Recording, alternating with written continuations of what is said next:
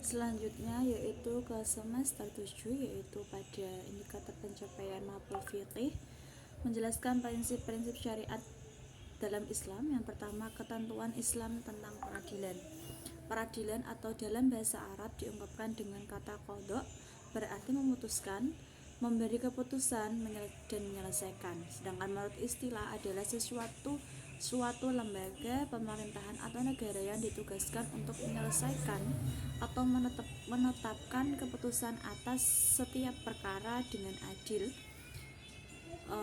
yang berdasarkan hukum yang berlaku. Dengan demikian, peradilan Islam maka yang dijadikan dasar adalah hukum Islam. Kemudian hikmahnya dari peradilan dapat mewujudkan masyarakat yang bersih. Hal ini sesuai dengan hadis Rasulullah SAW. Yang kedua, terwujudnya keadilan bagi seluruh rakyat, artinya setiap hak orang dihargai dan tidak dianiaya. Kemudian yang ketiga, hikmahnya terwujudnya perlindungan hak setiap orang. Yang keempat, terciptanya aparatur pemerintah yang bersih dan berwibawa.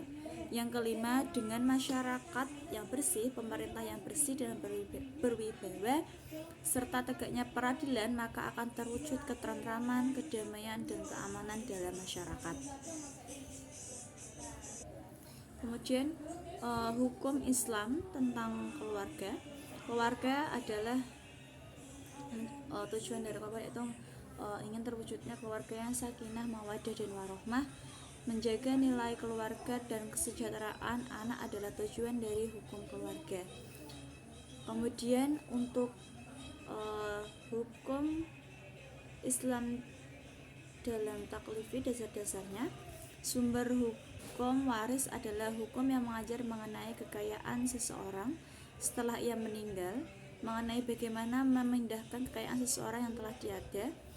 Jadi, pembagian waris menurut Islam, menurut sistem hukum perdata, ini diutamakan adalah golongan pertama sebagai ahli waris yang berhak menerima warisan.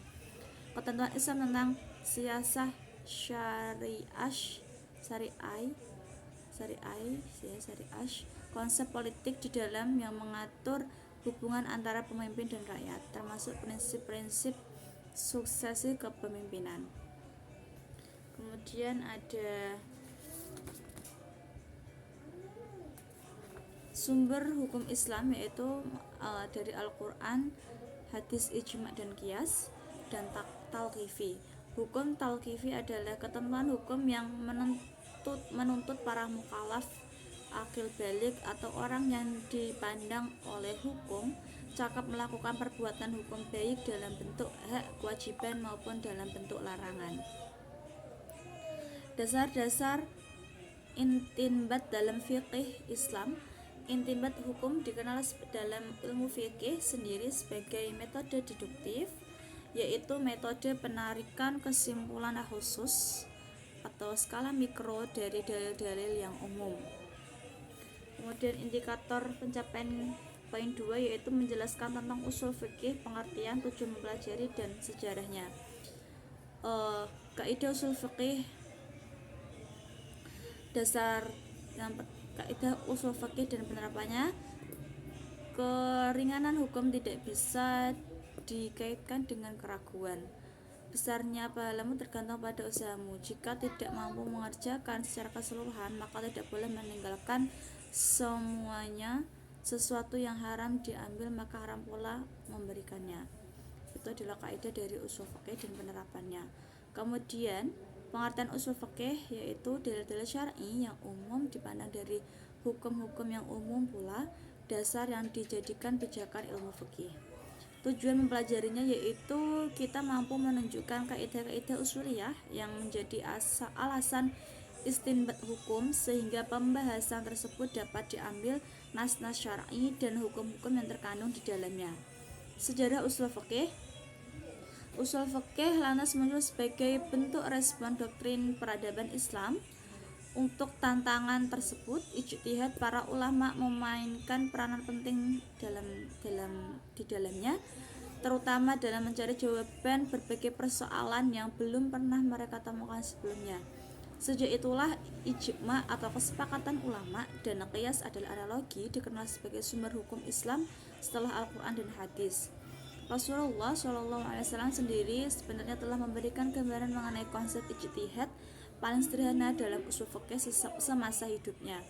Pada sebuah riwayat disebutkan, sebelum mengutus Mu'adz bin Jabal untuk berdakwah ke negeri Yaman, Nabi Muhammad SAW sempat bertanya kepada sahabatnya itu.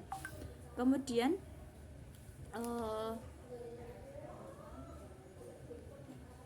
hukum syara adalah seruan atau firman Allah yang terkait dengan perbuatan-perbuatan para mukallaf, baik berupa tuntutan, pemberian pilihan, atau penetapan sesuatu sebagai pengatur hukum. Sumber hukum Islam yang muttafaq adalah sumber hukum yang disepakati, yaitu dalam Al-Quran dan hadis ijma dan qiyas, dan untuk muhtalaf adalah sumber hukum yang tidak disepakati, ihtisan, yaitu menganggap baik masalah mursalah, suatu perbuatan yang dilakukan demi kemaslahatan bersama. Sedangkan istihab adalah menyertai.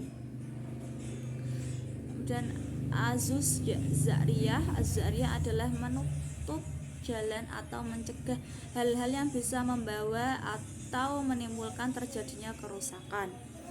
Untuk yang terakhir yaitu kaidah-kaidah usul fikih. Keringanan hukum tidak dapat dikaitkan dengan keraguan. Besarnya pahalamu tergantung pada usahamu. Jika tidak mampu mengerjakan secara keseluruhan, maka tidak boleh meninggalkan semuanya. Sesuatu yang haram diambil, haram pula untuk memberikannya. Kemudian masalah mengembangkan hukum Islam, yaitu munculnya banyak permasalahan yang cenderung baru, belum ada sebelumnya, sehingga harus ditetapkan hukumnya dan lain-lain.